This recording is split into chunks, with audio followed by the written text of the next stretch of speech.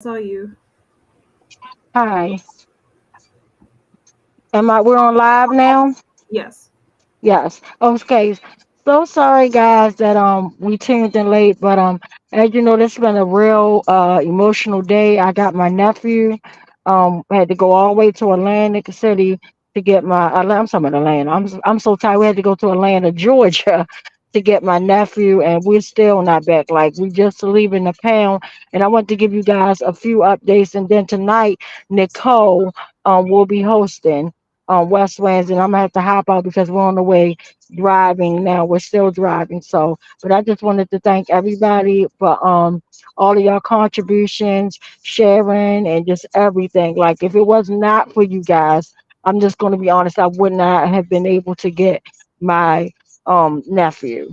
And this is Tyrone West, youngest son. So we're still here. It's just a lot. Like, everything here is, I'm just so ready to leave this city. It's ridiculous. Like, the fact that over the phone they quote you one price, and then when I get up here, they went and took his car all the way up to $1,800 plus. Like, ridiculous. Like, and then they got a cash machine that, well, they got me. They have a machine that takes like debit and credit cards, but the lady was being really rude and said I couldn't even use my credit card, and I'm the one help paying for it, and it was just awful. Like, it was terrible, and I just want y'all to keep my family in prayers because we still have to make an early morning trip back. I had to do things today that I never did before, and I was hopping. Anybody knows me know that I do not drive on a highway, but today, because we were trying to get my baby in his car, I had to drive, you know, the rental car that we have, and my cousin drove Trayvon inside of his car, and then we still got to make it down to South Carolina early in the morning. Like, but this has been a whole unbearable thing. So I just wanted to thank y'all. I love y'all, and we will see you guys outside in the streets next West Wednesday. And I got a special place that I want to be. So I'm gonna do a mic check and love you guys, and I'm gonna hop off. Mic check. Mic check. Mic Uh, check. Mic check. And thank you, Queen, for hosting, and thank you, Rachel. Just thank all of you guys. I can't thank you guys so much. Thank you. Live to love to live. I love you all. Mic check. We love you too.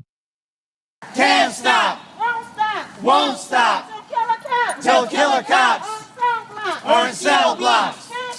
Can't stop. The following newly released video portrays an incident of assault and violence at the hands of police. Viewer discretion is advised. I suggest you back the fuck up. No, why would you do that? Why would you do that? Why would you say that? That's his son. He just fired his son. Miss Day. Why is he grabbing him? This is Baltimore City Police Officer Jorge Bernardes Ruiz. In a newly released video shot in 2016, Ruiz is seen with his knee on the back of an unknown man, with a gun pointed at the man's head. His message was a clear one: concerned onlookers, adhere to my dictates or else.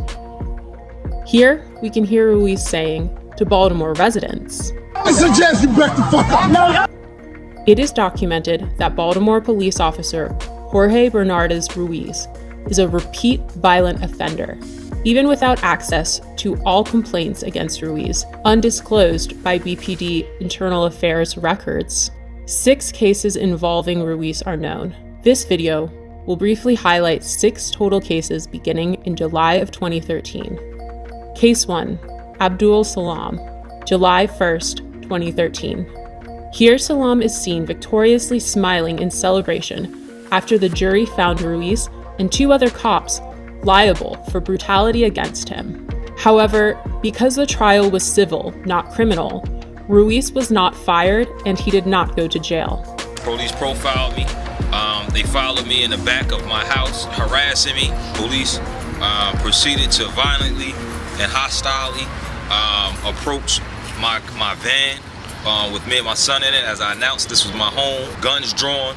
Once they reached my vehicle, they violently pulled me out, ramshacked my vehicle with my 3-year-old son strapped in his car seat, threw me against the gate, slammed me repeatedly, picked me up by my feet, and while I'm upside down, they proceeded to drop me on my head.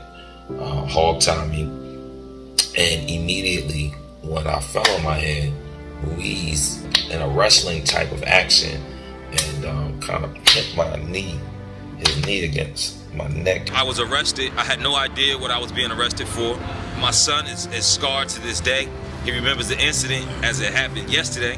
When he talks about it, he always refers to Daddy being on the floor with police yesterday.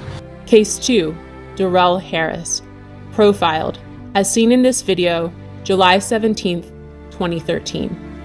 Yeah, Sid, what's wrong with it? Improper way with it. There's no such thing as an improper way. You gonna tell me my job, bro? I know the law. Are you gonna tell me the law? I know the law. You gonna tell me the law? I know the law. What's the problem? You giving me a ticket? You need my license registration? Yeah, let me get it. To profile, y'all use the seatbelt as a reason. Profile. Do me a favor, take out your keys. Yeah, you can record. For what? Nah. I don't feel safe right now. Do you want me to step out the car? Do you want me to step out the car? I'll step out the car. Call the police, man. What do you call a supervisor? I'm about to do shit. This is getting uploaded to the internet right now. Yeah? And we are two law-abiding citizens that we're getting targeted, and I don't know why. Just 24 hours later, Bernardez Ruiz played a leading role in the police killing of unarmed Tyrone West. Case number 3, the murder of Tyrone West, July 18th, 2013. My brother Tyrone West was brutally murdered on July the 18th, 2013. In both of these cases, when you look at the pleadings and the harsh language of these officers that have been quoted to me by reliable witnesses, the N-word. And Killer Ruiz and Killer Chapman and the rest of those 11 to 15 killers, including David Lewis, took something from my family that they could never give us again. And that was my brother Tyrone West, one unarmed man who was brutally murdered, beat to death in broad daylight.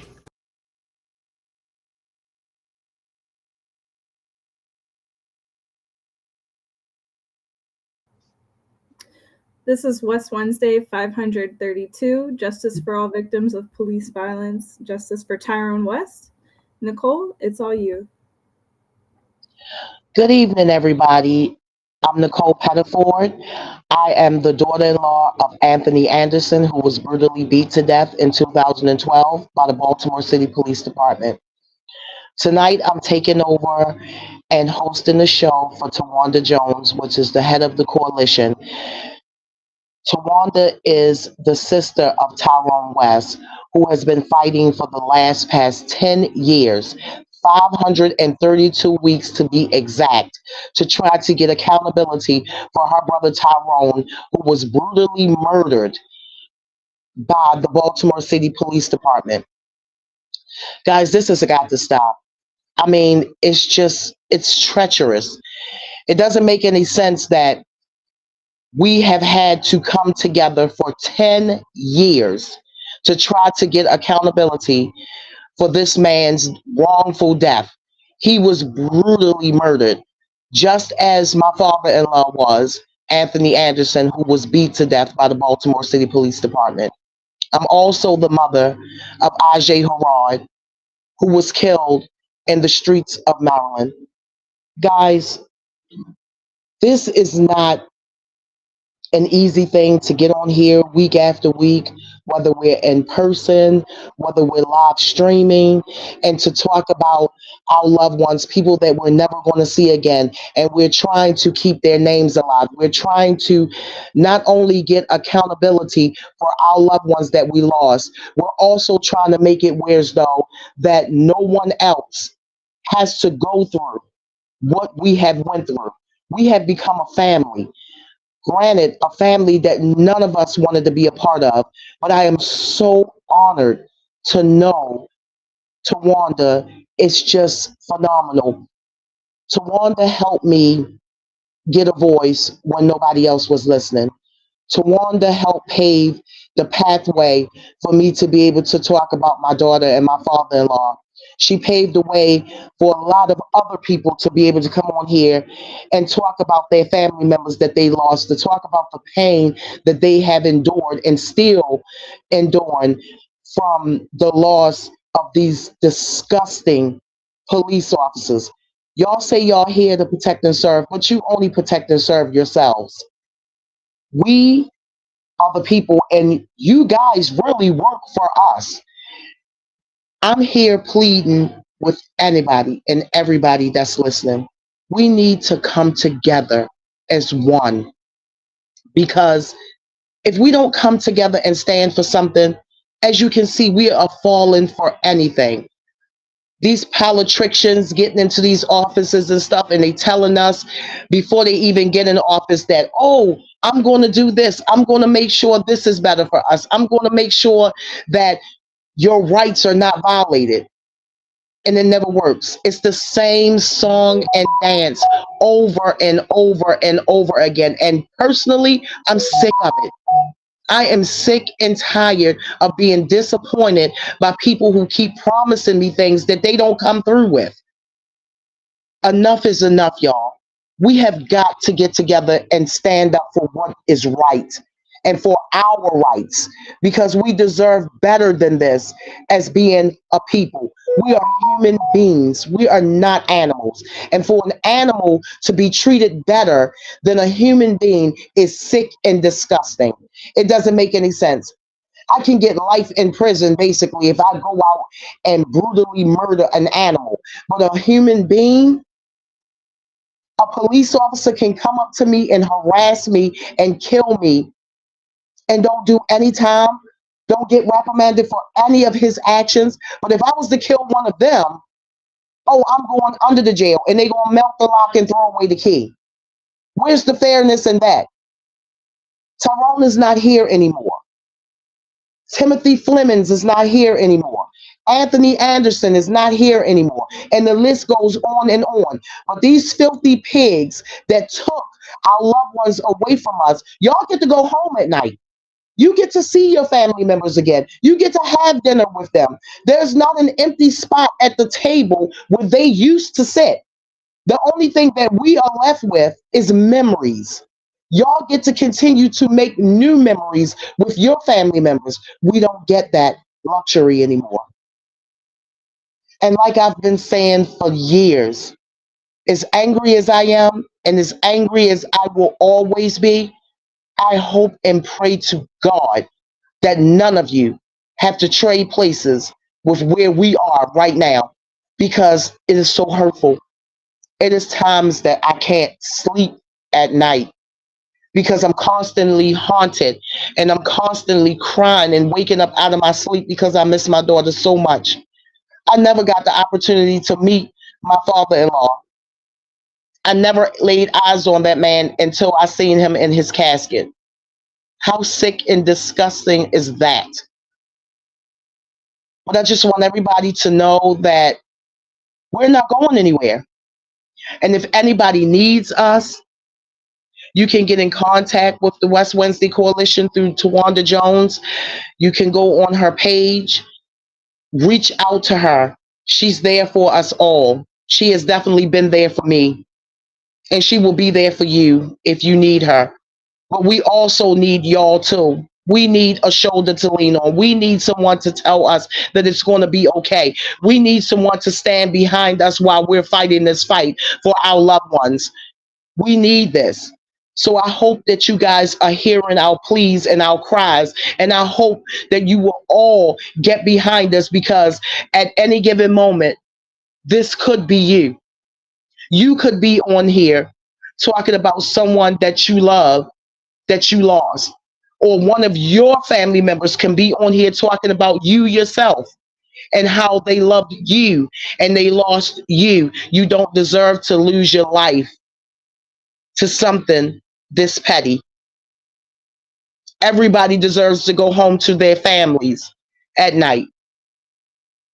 Nobody woke up that morning that we lost and said, oh, this is it. This is the last day on earth. They didn't think like that. They all believed that they had another day coming. Nobody deserves this. Nobody wants to live like this. Nobody wants to live in this kind of fear, because I have fear now. I remember back in the day when Officer Friendly came to my school, and I thought he was the nicest person in the world. But now I'd rather take my chances with the criminals than to call the police, because I feel as though I got a better chance of survival than to call them. That's not right. It's not a good thing. It's not a good feeling to have fear of someone who is supposed to be there to protect and serve you. Stop it. Enough is enough. Do your job. And if you feel as though that this is not for you, then you should not be a police officer. That's what I have to say about that. I don't know if anyone else on here would like to speak about their loved one or what they're going through, if they have something they want to share, if they're having pain and they just want to open up, but we are here. So I'm letting someone else take the floor right now. Mic check. Mic check. Unfortunately, I don't think we have anybody else online, but I can go ahead and read the chat, and then maybe Brian, if you would want to read the list. How does that sound? Sure, that works for me.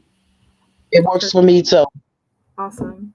All right, so our first comment is AC Britt. So glad you got his car, in reference to Tawanda's nephew.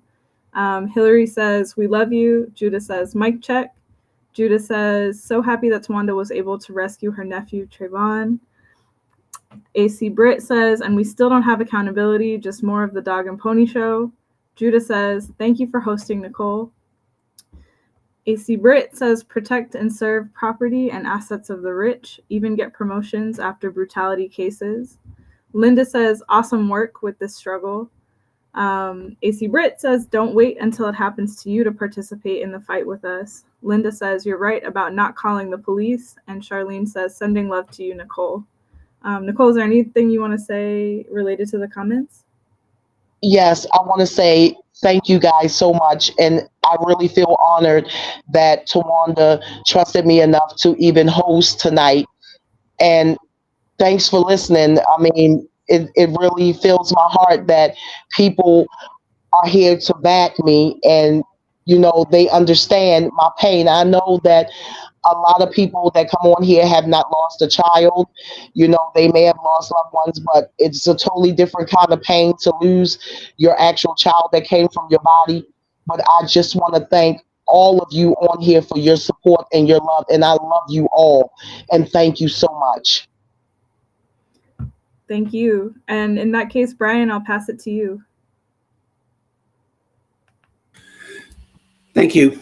I'm just going to take a moment real quick to echo what you said, Nicole, about, you know, not wanting to call the police. My son is fairly profoundly handicapped, and he has aides who take him out into public and help him try to work on his development and so forth. But one of the things we tell him is, if you ever have a problem with Connor, don't call the police, call us. Or right. if you can't reach us, call and ask for an ambulance. Tell them you have a kid with a head wound or something, but don't call the police, because it's so frequent. You see so much, people with any sort of disability, police will kill them. I'm trying to remember the name of the fellow in Denver who was given the ketamine. And there's a fellow here in Colombia who was positionally asphyxiated after he didn't want to leave a movie theater. And this is just it's the police just don't know how to handle anything outside of, groveling obedience. And so, that's just a thing that we have to live with. And so I just wanted to add, say that and kind of back up what you said. I also want to say that recently here at West Wednesday, we've been reading a thing before we read the lists. I don't have that statement, and I don't remember it by heart, but I do want to say that, we do this from a place of love and respect for the victims and their families. We know that the lists that we receive, that we get these from, are not complete. We know that we're missing people, and we know that some of the people that we're lifting up may have done, bad things in their turn. And we certainly believe that police, as well as ordinary people, should be, trained in de-escalation, trained in conflict avoidance, trained in all this, anger management, all these skills that are so lacking. And so, having said that, I'm just going to ask for a quick minute of silence, and then I'll read off the names, starting with the local victims of violence here in Baltimore, and then the victims of police violence across the nation. So if you just give us a moment of silence for about 1 minute, and we'll go from there. Thank you.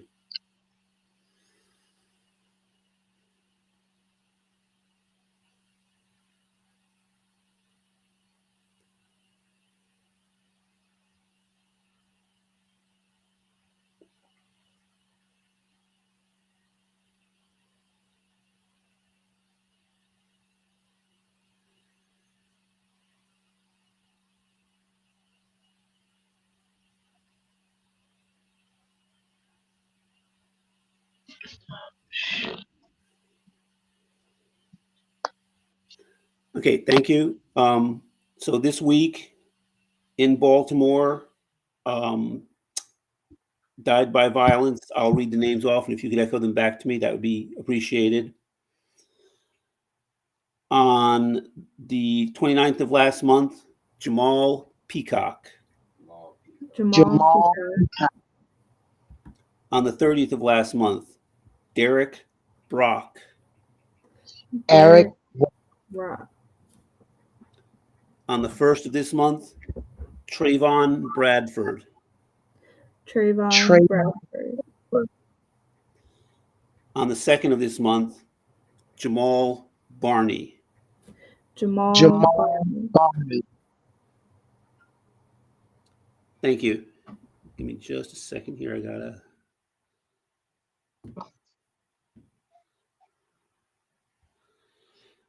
Now, victims of police violence in particular, these are across the entire United States. And this list begins on the 24th of September. On that day, in Dallas, Texas, Michael Raymond Shirley, killed by police. Michael Raymond Shirley.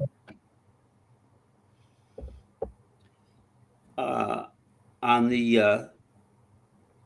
the same day, on the 29th of last month, in Houston, Texas, 17-year-old boy killed by police, Floyd Young.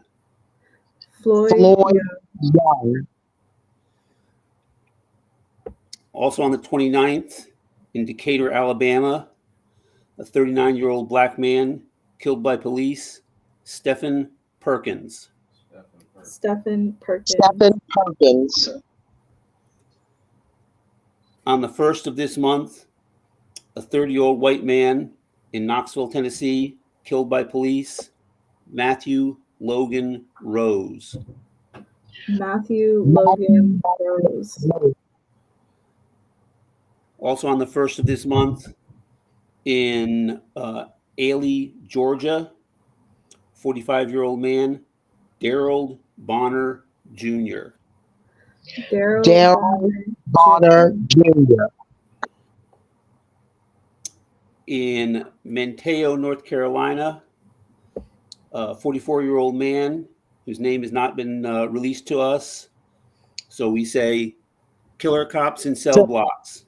Ashe. Killer cops in cell blocks. Ashe. On the 2nd of this month, 44-year-old man in Philadelphia, Pennsylvania, killed by police, Jihad Sneed.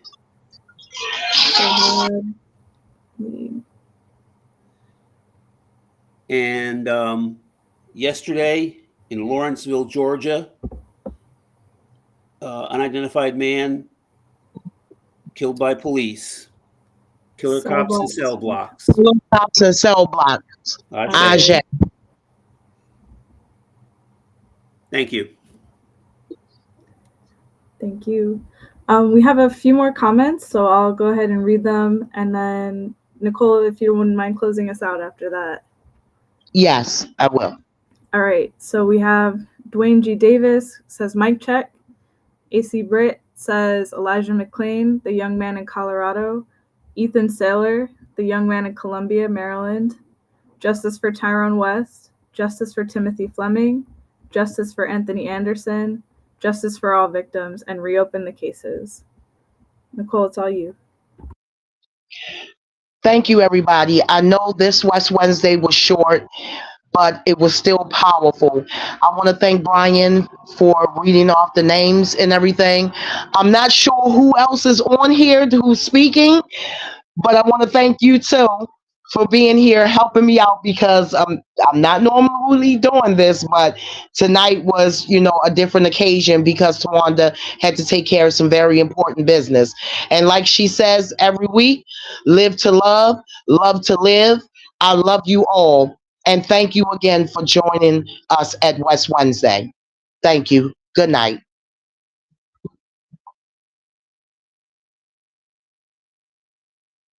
And Mr. West begging for his life, and Mr. Salam begging for his child to be excluded and comforted from what was taking place. Not for himself, but for his 3-year-old child. Case number 4, Adina Britt and family, September 10th, 2015. My name is Adina Britt, and I wanted to submit a 30-second testimonial that Jorge Omar Bernardez Ruiz is one of the 11 terrorists that came into my house performing a home invasion in September 2015, terrorizing my entire family and even holding my 12-year-old son at gunpoint. He needs to be stopped. Case number 5, unidentified arrestee, assaulted in 2016. I suggest you back the fuck up. No, why would you do that? Why would you say that?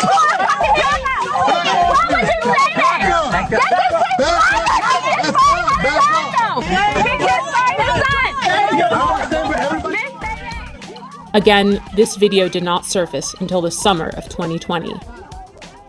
Case 6, Thomas McCullough, May 2016 and February 2017. I heard my front door coming off the hinges like it exploded. Thomas McCullough says it happened twice. In May 2016 and February 2017, Baltimore City Police burst through his green front door and raided his Pimlico home. They said police. They come up, shotguns, guns. He says officers ransacked the place, looking for drugs, money, and weapons. He took pictures of the damage he says they left behind. Tell us where the drugs are, the scales, the guns, and the large amounts of money. Nothing was found.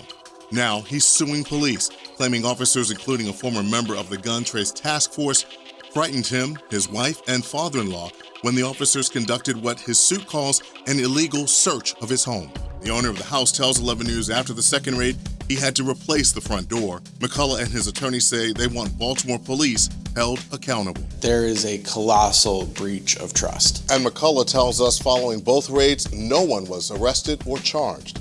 This all begs the question, when will Baltimore City State's Attorney Marilyn Mosby see the prosecution of Bernardez Ruiz as warranted? They were the stopping officers in these so-called jump-out cars, unmarked and so forth, that stopped both the West vehicle and the Salam vehicle without probable cause.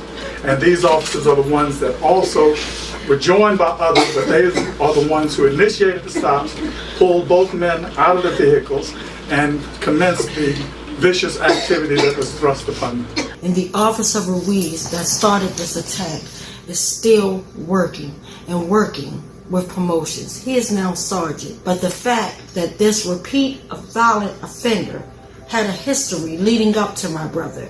There was Darrell Harris, there was James Green, Joseph Green, Abdul Salam, and my sister Dina and her family.